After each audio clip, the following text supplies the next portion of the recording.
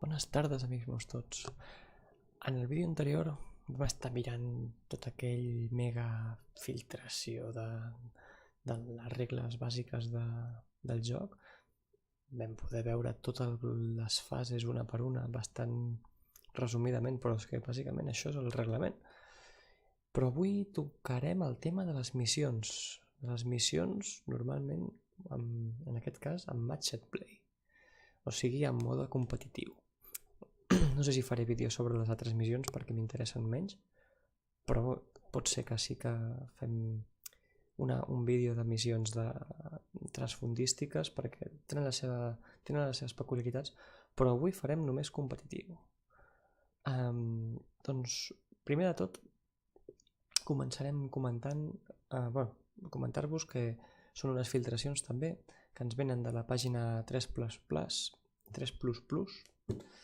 us deixaré el link a la descripció i molt bé, i anirem cap allà. Primer ens donen unes directrius que s'han de seguir en el mode competitiu.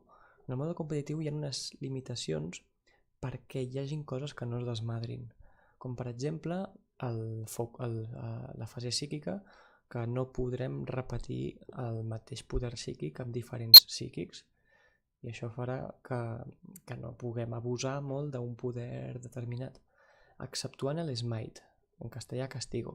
Aquest sí que el podrem spamejar lliurement. L'Strategic Discipline ens està dient que les estratagemes en la mateixa fase no podrem utilitzar la mateixa estratagema més d'una vegada. I les Tactical Reserves són que no podrem tindre més de la meitat de l'exèrcit en reserva per evitar els exèrcits aquells que tot tenien en reserves, tot eren càpsules de desembarc en reserves, coses estranyes, tot això s'ho ventilen. Anem a veure els 6 tipus de desplegament. Abans n'hi havia 3, ara n'hi ha 6.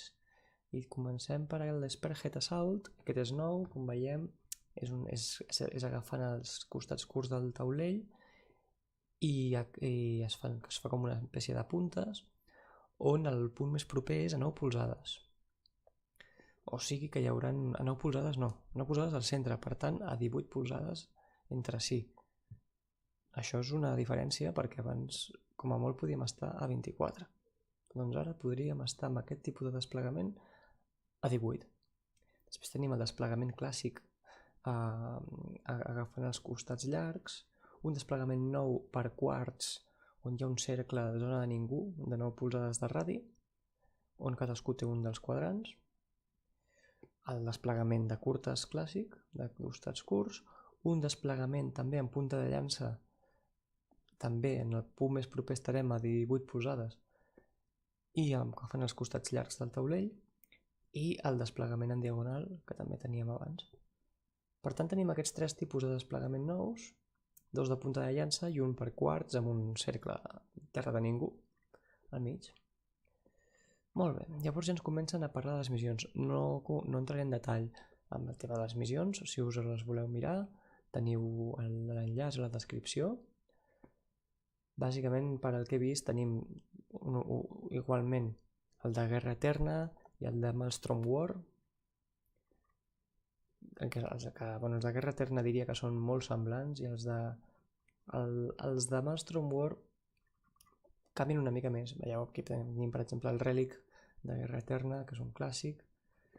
De Maelstrom War algun també ja el teníem, però afegeixen, cosa molt important en el Maelstrom War, recordeu que és el tipus que utilitza cartes d'objectiu. Amb el Guerra Eterna hi ha un objectiu comú que al final de la partida es resol a veure qui ha aconseguit més punts de victòria. Alternativament, tenen un tipus de partida com en l'altre, tenim els clàssics rompelínies, el matar el senyor de la guerra i el primera sangre. Tot això ho tenim tant en el Guerra Eterna com en el Maelstrom War. Llavors, hi ha partides de Maelstrom War que ens donen estratagemes úniques addicionals, com per exemple el Cloak and Shadows, que seria Cloak and Shadows serien capes i sombres o alguna cosa així. Que tenim un estratagema d'un punt de control que ens fa que que podrem disparar una unitat sense penalitzador de cobertura, unes bengales, per exemple. Després aquí també tindrem un altre estratagema. Sí, ens expliquen coses importants sobre els objectius tàctics. Canvis sobre els objectius tàctics.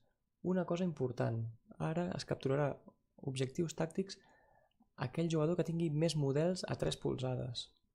Per tant, no hi haurà objectius tàctics disputats.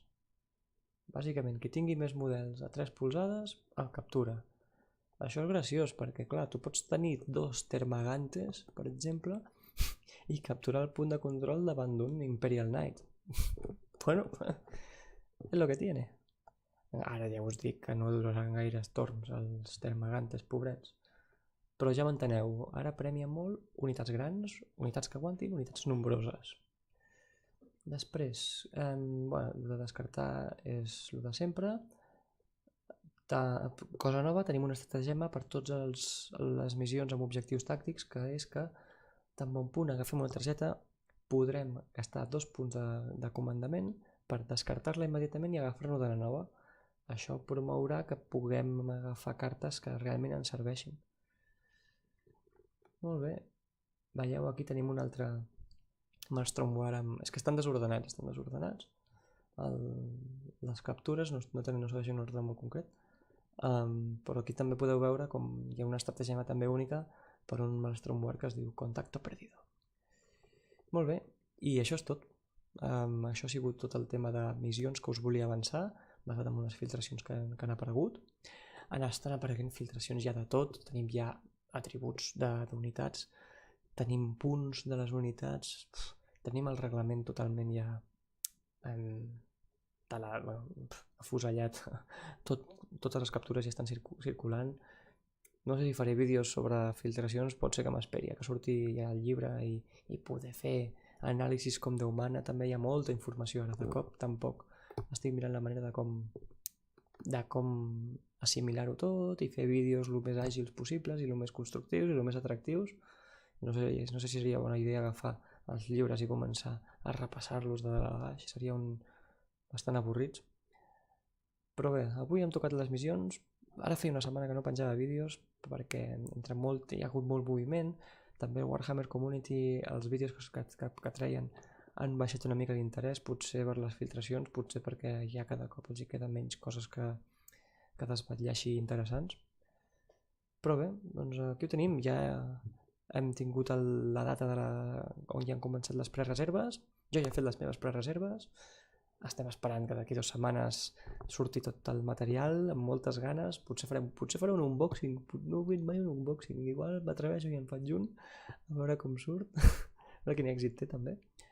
Però bé, de moment avui he jugat això, crec jo, m'ha agradat fer això, a mi les missions competitives són les que jugaré més, després veurem segurament les narratives que tenen molts aspectes molt interessants, és una cosa completament nova, que crec que estaria bé que comentéssim. Però bé, això ha sigut tot. Si t'ha agradat pots fer like, si no t'ha agradat fes dislike. Si feu dislikes, comenteu per què feu els dislikes, no passa res, no m'ha agradat per això, no m'ha agradat per allò. Digueu-ho, podeu dir. Feu el que vulgueu, perquè jo també ho faré. Així que, bueno, bona nit i tapa't.